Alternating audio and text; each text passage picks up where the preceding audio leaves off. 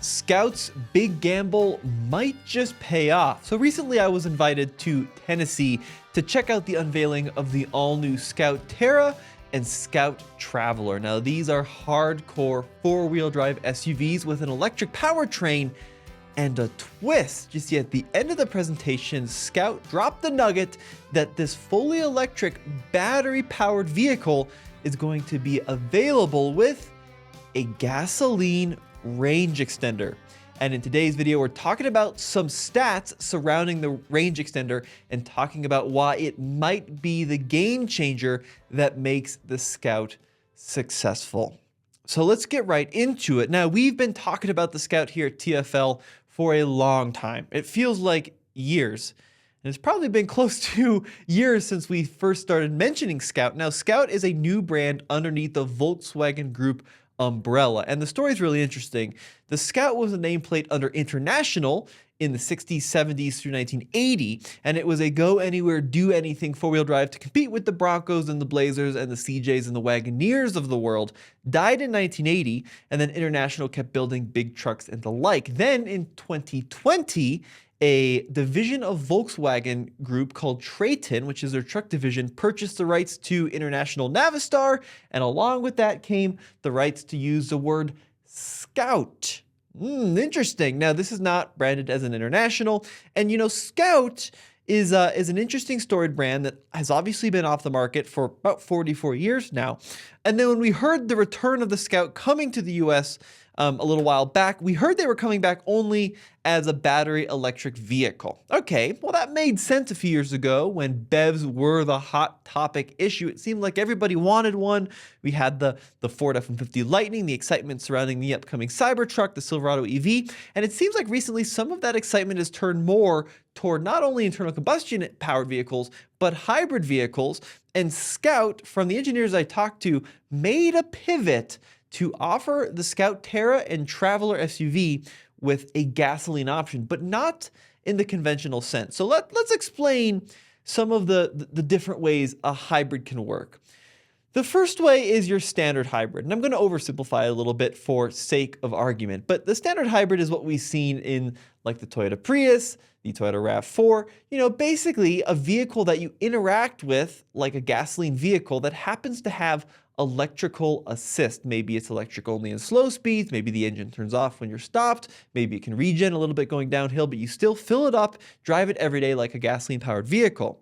Now the step above that on the transition to full electric is the plug-in hybrid, and this can come in a number of forms as well, but the key defining characteristic of a plug-in hybrid is you can plug in the battery maybe overnight, get anywhere from on the low end 10 to maybe 50 miles of electric range, and then when the battery depletes, you can operate the vehicle as a gasoline-powered machine. The other defining characteristic of a plug-in hybrid in my mind is you don't have to plug it in to experience the full capability of it. I mean, look at like the Wrangler 4xe, for example, right? You don't have to plug that thing at all, and you're still going to get the maximum power. You can still get the maximum ability in four-wheel drive. Sure, you're not going to get some of those fuel savings that you would if you were regularly charging it up, but you don't need to. Now, there's a third category of vehicle called the range extender, or the Rex, if you're a fan of the BMW i3. And there's really only been one implementation of this in the US, and that's the BMW i3. Now, the range extender is an interesting concept because the range extender is a battery electric vehicle with a small onboard generator that, in the case of the BMW, could power it the extra 10, 15, 20, 30 miles it needed on gasoline to then plug in and resume life again as a fully electric vehicle. Now, how does this differ than a plug-in hybrid? Well, if you look at what the legal definitions of a range extender were when the i3 was introduced, in order for it to qualify as a battery range extended vehicle, it had to go further on electricity than gasoline. That's a pretty big shift than something like a Chevrolet Volt, also operated primarily as an electric vehicle with a gasoline generator, but the Volt could go substantially further on gasoline than it could on electricity. The other interesting aspect of the BMW i3 compared to the Chevrolet Volt is the Volt was like the 4xe example we talked about earlier.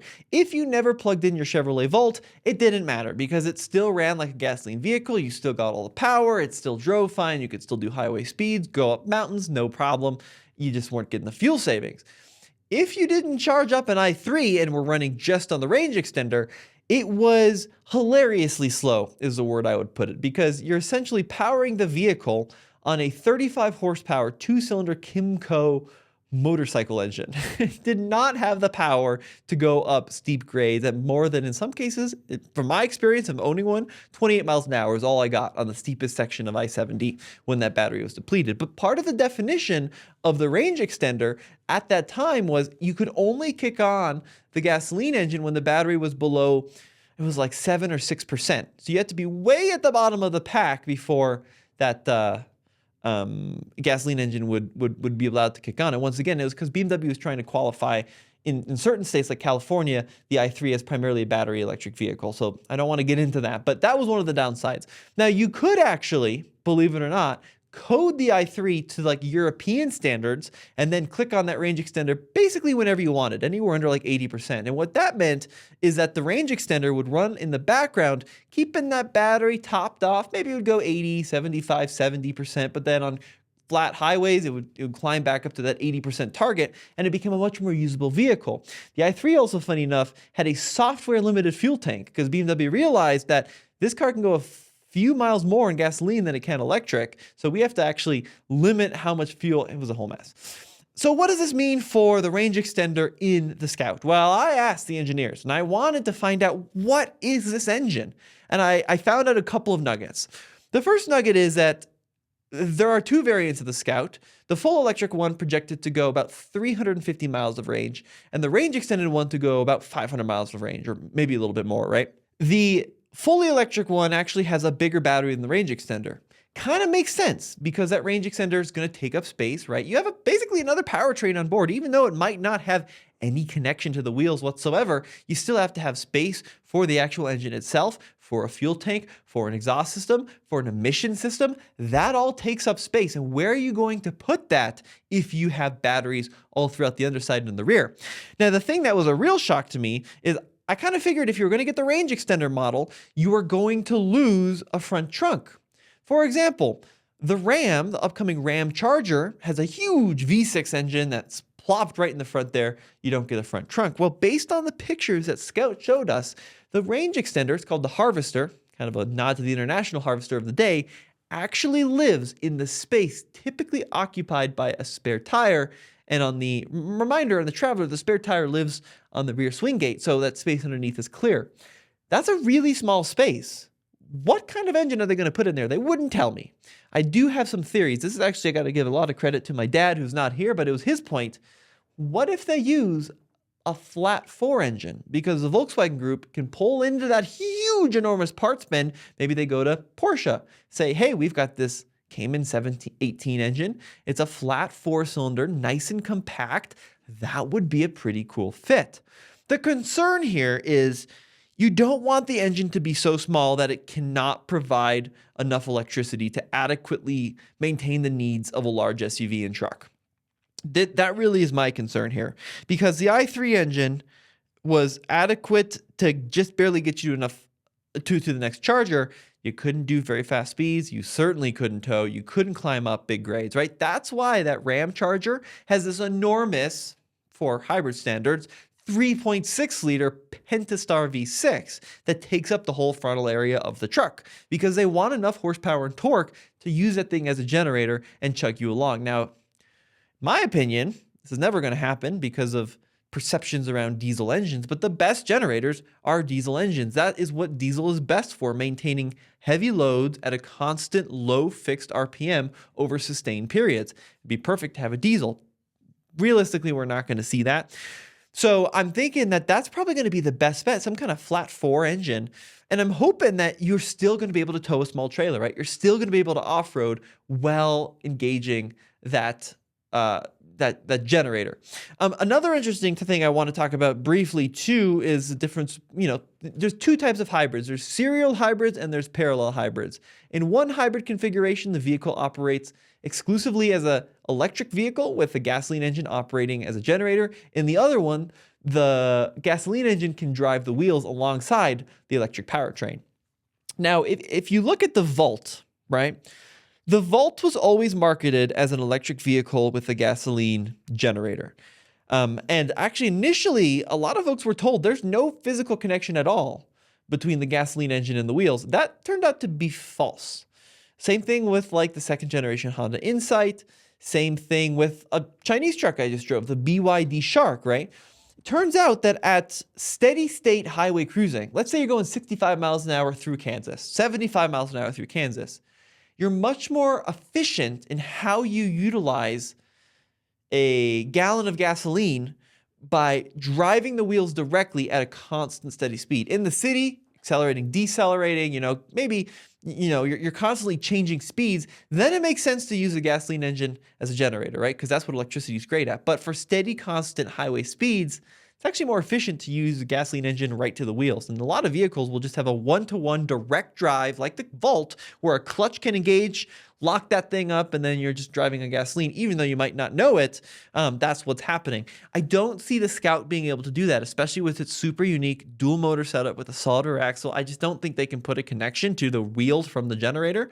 I just don't see that happening. But that's a challenge that Scout is going to have to traverse. That's one of the big problems with series hybrids, actually. So I'm curious to see how they're going to navigate that problem.